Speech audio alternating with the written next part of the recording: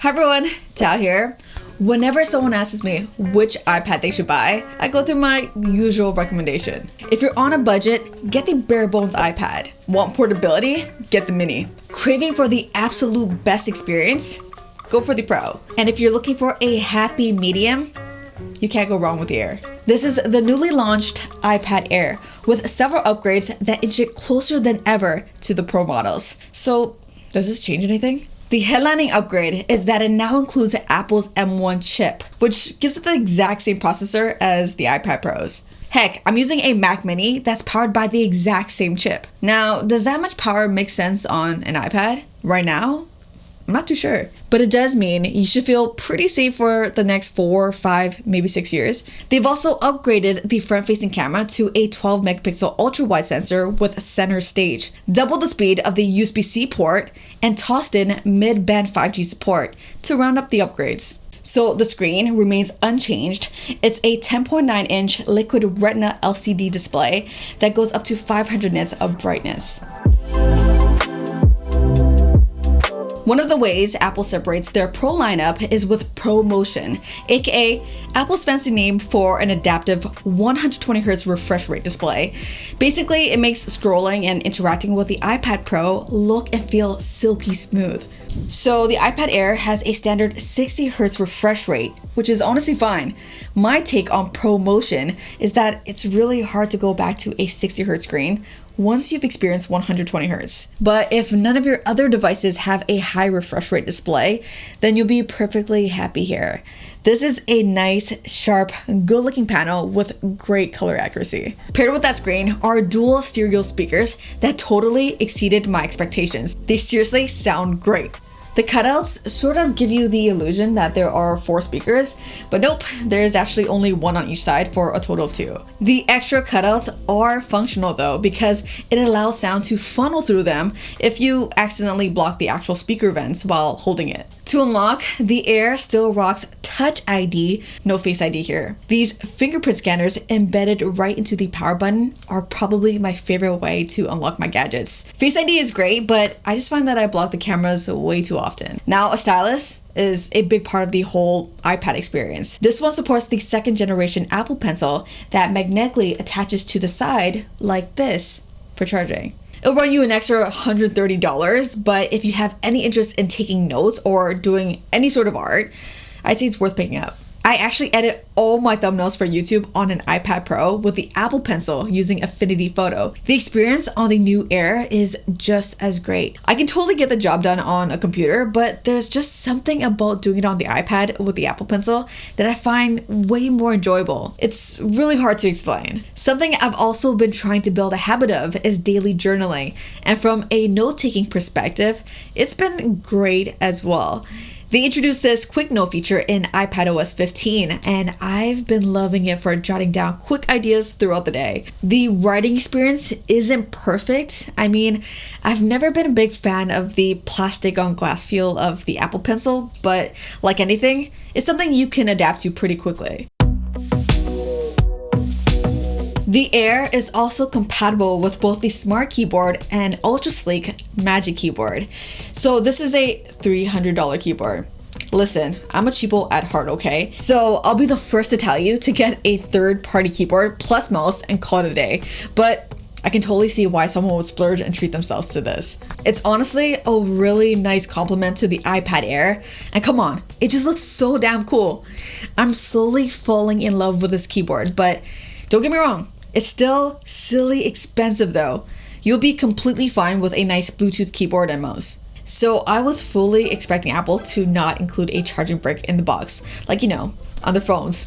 But color me surprised, the new iPad Air still comes with a 20-watt charging brick. I mean, even Samsung doesn't include a charging brick with their tablets anymore, so I'll take it. My biggest gripe with this new iPad Air is the 64 gigabytes of starting storage.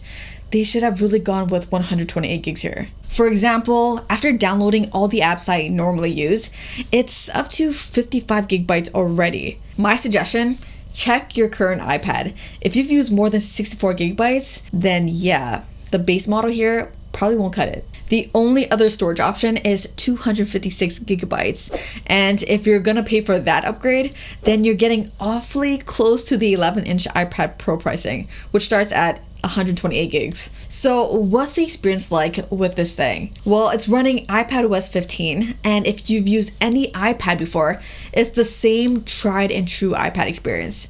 You've got the ability to run split-screen multitasking with the option to run a third app in this handy slide-over window. I'm a big fan of how smooth everything feels, even without the high refresh rate. Apple's always been great at polishing the little details, and yeah, I can't help but appreciate the extra effort. Like, look at this. This is such an Apple thing to do. The mouse pointer literally flips between dark and light mode depending on the background. Like, come on, that's seriously cool. Performance is great as you'd expect since it's rocking the exact same chip as the Pro models, but let's be real. It's probably overkill for how most people use their iPads. With that being said, the extra power will definitely come in handy for graphically intense gaming or editing multiple layers of 4K footage. And like I mentioned, it'll ensure your iPad will run silky smooth for years to come. Apps are where the iPads really shine, since that's where you'll be spending most of your time. I love that Apple includes their Microsoft Office alternatives, Pages, Numbers, and Keynotes as a free alternative. If you want to dabble in some video editing, iMovie is a free, simple way to get the job done. If you're looking for more advanced functionality, Lumafusion on the App Store is likely the best touch-based video editor right now. Then there's apps like Procreate for you artists out there, and also plenty of third-party note-taking apps if Apple Notes isn't doing it for you. Basically, no matter what you're trying to do, you've got the options. I'm not a big gamer. I'll occasionally dabble in some Call of Duty Mobile, which looks amazing on this tablet, by the way. But my sister-in-law is a huge Genshin Impact fan. She mainly plays on her phone, so here's her initial impressions of the experience on the iPad Air. So the thing I'm most impressed by is the graphics. This looks really good. It's actually the best quality I've ever experienced this game in, because I'm a mobile player. 36 stars, by the way. Plus, it's so smooth. I usually play on my phone, and I have to play in the lowest settings or else it'll lag. But look at this. We are playing on the highest graphics quality setting, and it is smooth. You can see there the current performance load, and everything is it's really good. It's really amazing. One of the things that Apple mentioned that the M1 chip enables is on-device intelligence. Live text is an example of that. Okay, so check this out. I'm gonna take a picture of this Popeyes fly here. Don't judge me. Now, when you long press certain things, like a number, for example, look at that. You can place a FaceTime call. That's crazy. Or long pressing this address here lets you open up maps and navigate to it. Keep in mind, this is a picture that I'm touching right now. I mean, this is cool and all, but I imagine it'll be more useful on a phone. Either way, there's a lot of potential here. So is this iPad Air a laptop replacement? It can be, but a laptop is probably still going to be more capable and efficient for most people. I'd love to see Apple add some sort of desktop-like mode, similar to what Samsung does with DeX. For me, the iPad Air is more like a really nice companion device. I mean, even built-in features like Sidecar, which lets you use the iPad as a second display, or Universal Control, which lets you share the keyboard and trackpad across multiple devices, are both features that showcase the iPad as a secondary device. Alright, so if you're in the market for a premium iPad experience and can't justify the $799 price tag of the Pro models, then yeah, the new iPad Air gets you closer than ever to the iPad Pro experience. The lack of a 120Hz display is probably the only thing I actually noticed during day-to-day use. The base model's $599 pricing really is the sweet spot between value and performance for students or mobile gamers. Now, that's only if you can make 64 gigs of storage work. And you need to think about it very carefully because these days, 64 gigs will fill up faster than you think. As a content creator, dealing with tons of pictures and video files, the base model just wouldn't work for me.